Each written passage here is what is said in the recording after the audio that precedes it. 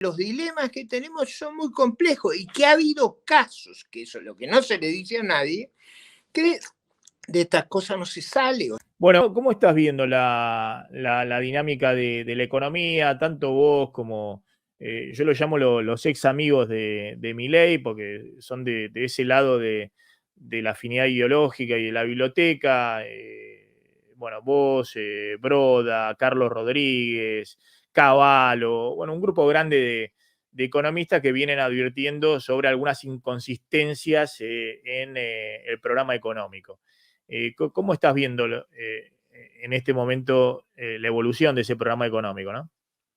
Yo sigo creyendo que salir de la gravísima herencia que se recibió, que era muy, muy compleja de revertir, era un desafío de características dramáticas. Y sigo creyendo que enfrentamos problemas muy complejos hacia adelante en términos de recomponer nuestro orden fiscal, nuestra actividad económica, el ritmo de inversiones, la credibilidad de nuestras instituciones. Me parece que son desafíos formidables y sigo pensando que nuestro sector externo tiene dificultades muy serias.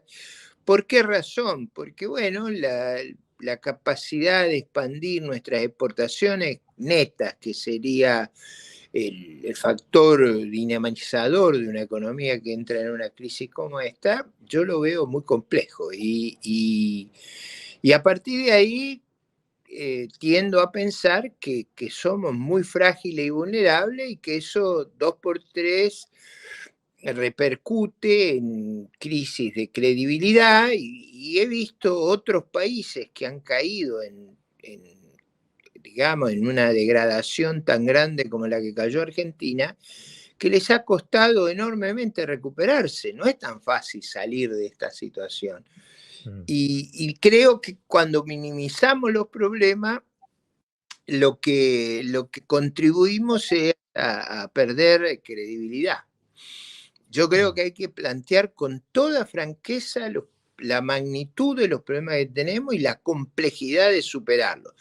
Por supuesto que si el mundo tuviera una extraordinaria demanda por nuestra producción y la región estuviera muy próspera y Brasil estuviera en condiciones excepcionalmente favorables, eso ayudaría. Nada de eso ocurre. Claudio.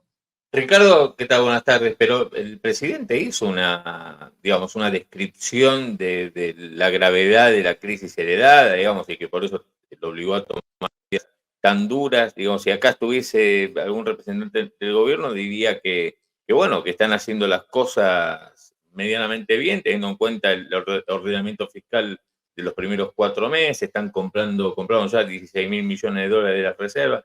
Digamos, ¿cuál es el punto de las dudas, No, la principal duda para adelante?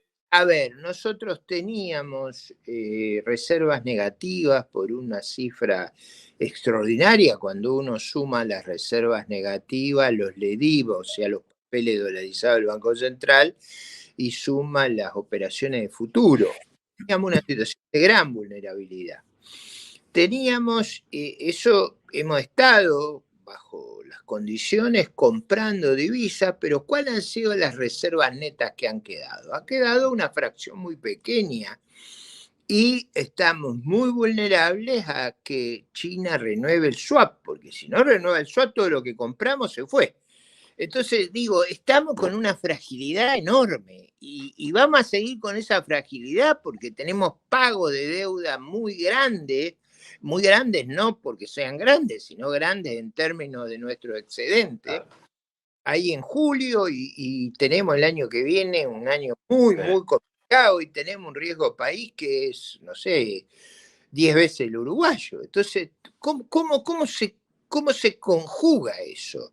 Sin volver a los mercados de capitales, con el juicio de YPF, los 16 mil millones ahí bollando sobre nosotros, con el swap bollando sobre nosotros, yo no veo un boom exportador que nos permita salir de esto, no veo ningún factor que traccione de una manera que nos resuelva el problema. O sea, creo que salir de esto nos va a llevar un esfuerzo enorme a este gobierno, a cualquiera que hubiera venido.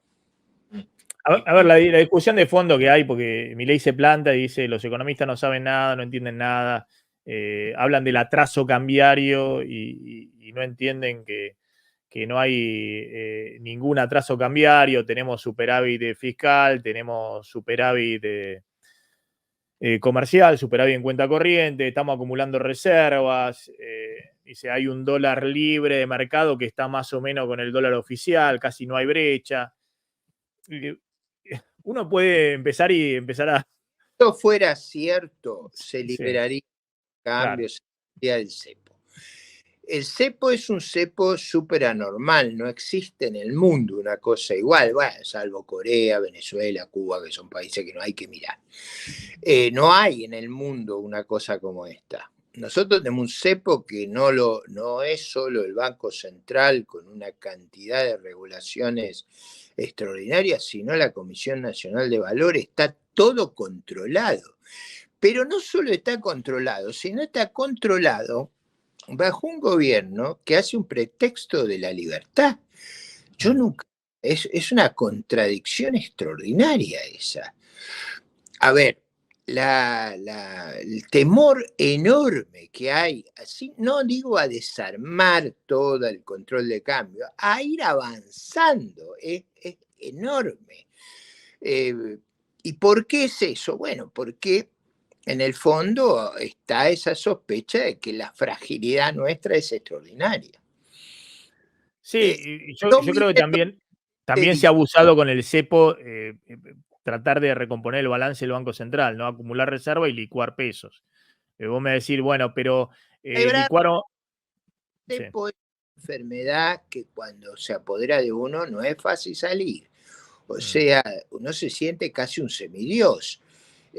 Controla precio, cantidad al mismo tiempo, cosas que no se pueden hacer, pero digo, ahora, la dificultad no, pero dejalo a Caputo que duerme tranquilo, por lo menos antes se iba en septiembre del 2018, se iba a dormir, no sabía que cuando se levantaba con qué se encontraba en el mercado cambiario. Ahora se va a dormir tranquilo, puede ir a cenar con amigos, se lo ve más distendido.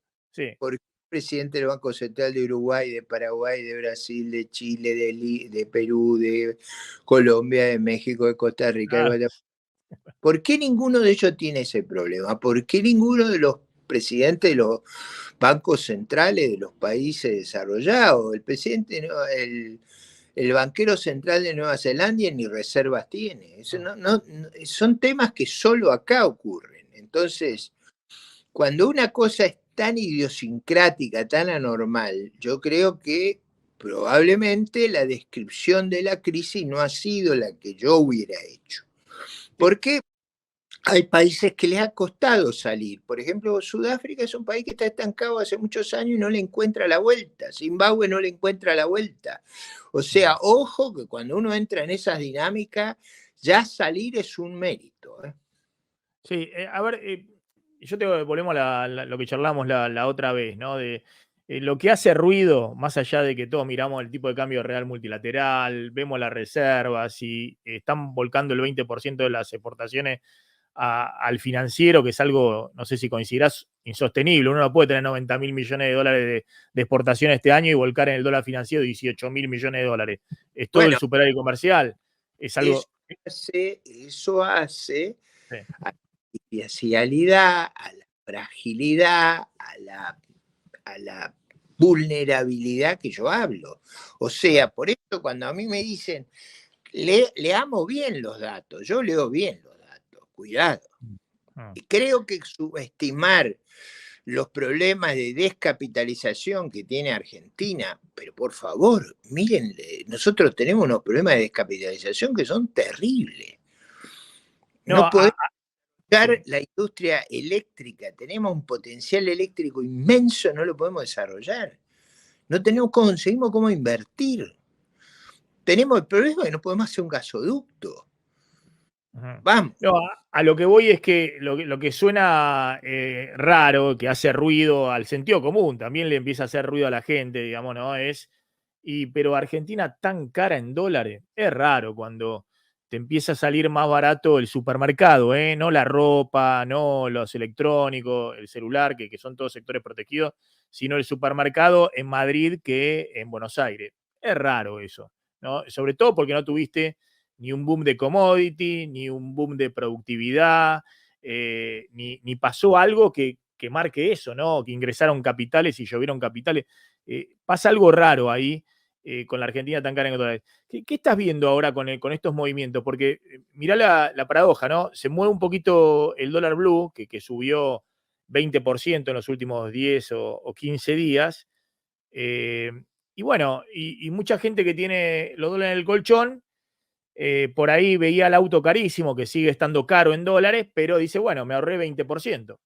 Me hicieron un descuento de 20%, por ahí va a comprar un auto o compra materiales para la construcción. Esos sectores que estaban muy, pero muy parados, por ahí apenas se mueve un poquito el dólar financiero, el dólar blue, recomponen un poquito de ventas. Pero claro, en la dinámica del gobierno, el gobierno dice, no, mirá, yo quiero que esté todo así y que esos sectores que han quedado muy caros en dólares bajen sus precios nominalmente, bajen sus precios en dólares, porque es la única forma de que esta economía se encauce y vuelve a arrancar. ¿Cómo ves esa dinámica? Yo creo que percibo dificultades para exportar en un amplio espectro de actividades. No veo inversión en la construcción, no veo inversión en actividades tradicionales de la manufactura, de los sectores productivos tradicionales, donde creo que cuando termine el proceso legal probablemente tengamos impulso, un impulso mayor, es en cuestiones energéticas y en cuestiones mineras, pero veo dificultades y veo mucha gente pensando en tomarse vacaciones de invierno en el exterior y todo eso no es compatible con un país tan pobre como este. O sea, yo lo veo el país muy pobre, o sea, lo veo descapitalizado a más no poder. Yo no sé si ustedes circulan, yo circulo bastante, como diputado nacional tengo que ir a ver, a exponer, a distintas reuniones en un radio de Buenos Aires y las rutas son terribles. Las rutas argentinas son terribles. El Sí, nivel... sí, la Argentina no puede tener cero obra pública, tiene que ya estar reactivando la obra pública. Sea con financiamiento público o privado, no puede poner en cero la obra pública. Los accidentes ferroviarios, los accidentes que tenemos en materia energética, tenemos problemas muy serios. Yo por lo menos que reviso bastante cómo está la infraestructura, cómo está el transporte, cómo están las Fuerzas Armadas, o sea, el nivel de deterioro de la estructura capital es brutal. Claudio, la última tuya. ¿Y cómo te imaginas, Ricardo, que digamos, porque está claro cuál es tu diagnóstico y la otra vez charlamos también, digamos, pero viendo esta coyuntura donde, claro, el gobierno, insisto con esto, puede mostrar algunos datos de macroeconomía con una dinámica favorable desde su punto de vista, cuentas fiscales, desinflación, pero bueno, ahora empieza a moverse el tipo de cambio. Vos, con estas dificultades que estás diciendo, ¿cuál pensás que debería ser la salida o los próximos pasos para, bueno, ir dejando atrás la crisis y empezar a levantar la economía? ¿O cómo imaginás que sigue la película, no? Primero abandonar el triunfalismo, explicar con cuidado que a veces de estos temas, cuando uno se ha metido en los líos que se ha metido, los 20 años nos han destruido y que salir de esto va a ser un desafío enorme. Yo, por ejemplo, veo las cuentas fiscales. Digo, a la Ciudad de Buenos Aires no le pagamos la coparticipación. O sea, no estoy hablando, es el principio de legalidad. O sea, ganó los juicios, la Corte le dio la razón, esto hace mucho, la deuda que se ha acumulado son 600.000 millones de pesos.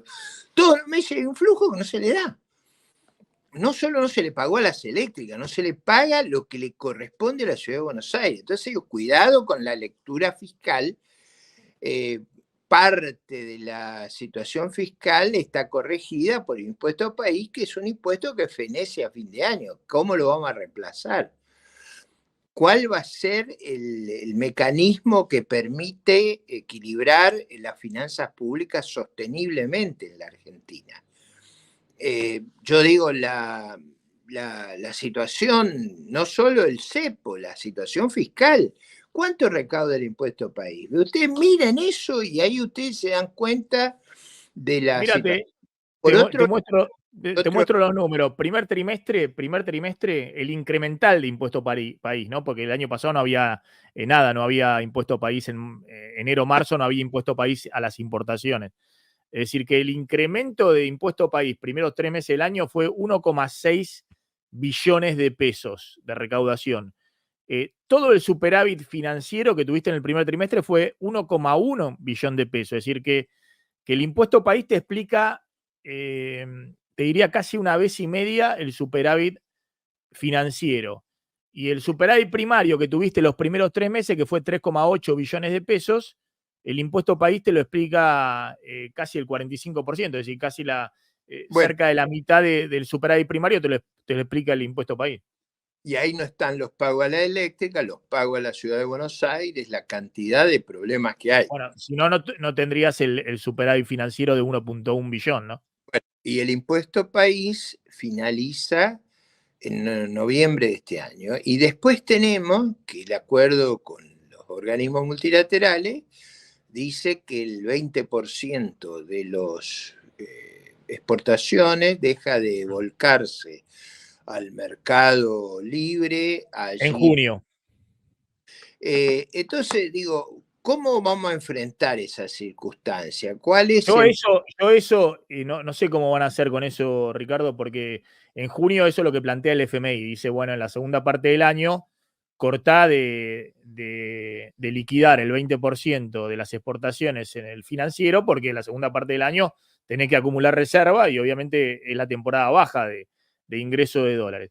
Ahora, yo no veo, mira, hoy el MEP está subiendo arriba de 3%, que es más que la tasa que te paga un plazo fijo en todo el mes, ¿no? Yo no veo, y está subiendo parece que ahora estoy viendo un poquito la liquidación del agro, parece que estos 2 días se frenó bastante, ¿no? Porque, bueno, cuando se mueve un poquito la brecha y demás, parece que se frenó estos últimos 2 días. Pero no veo que el gobierno, si tiene ahí alguna tensión con la brecha, le vaya a sacar ya en junio el ayudín del 20% de oferta, que son más de 1.200, 1.400 millones de dólares en el financiero. Porque si le saca eso inmediatamente en junio, y bueno, va a tener que convalidar un dólar más alto, ¿no? Bastante más alto. Esto es como cuando se congelan los precios de las empresas públicas para mejorar la inflación. Eso lo que hace es artificialmente correr el número para adelante. Si yo no acumulo las reservas necesito acumular porque tengo reserva negativa. O sea, no es que puedo hacer una cosa. Lo que todo esto confirma es mi apreciación. O sea que la situación sigue siendo enormemente difícil, enormemente desafiante, y que hay que explicar con el dramatismo que yo lo hago, que los dilemas que tenemos son muy complejos y que ha habido casos, que eso es lo que no se le dice a nadie, que de estas cosas no se sale. O sea, una vez que uno destruyó la economía, el aparato, el funcionamiento, las instituciones, los contratos, se hace muy difícil reconstruir eso. Por eso los demás países no lo hacen. Entonces vos lo que decís es que, digamos, que arranquen de nuevo, que empiece de nuevo. Eso no es tan fácil, porque esos procesos en las sociedades son muy complejos. Yo tengo un cuento que es desopilante. Yo hice una observación sobre que estábamos en el riesgo país de Mozambique, de Pakistán, y recibí, yo tengo cierto reconocimiento a nivel mundial de gente que escucha lo que yo digo. Y recibí mails y demás que me decían, no se equivoque, nosotros no estábamos con Argentina, estábamos a la mitad del riesgo argentino. Nosotros jamás hicimos esa locura. Entonces digo, cuidado, porque estamos frente a problemas muy complejos, que no, esta idea de que en julio no voy a sacar los dólares del Mercado Libre porque, bueno, voy a tener, no, tengo que recomponer la reserva a toda marcha. Y si tengo que recomponer la reserva, bueno, a lo mejor tengo un problema de cuál es la competitividad de Argentina, sin abrir juicio. Digo, todos estos temas están sobre la mesa y son muchos años que vamos a tener que tener un superávit externo muy grande para recomponer la reserva, para sacarnos deuda muy cara, para enfrentar los pagos de deuda. Eso va a ser una... Pero además necesitamos... Eso lo venís planteando vos, lo viene planteando...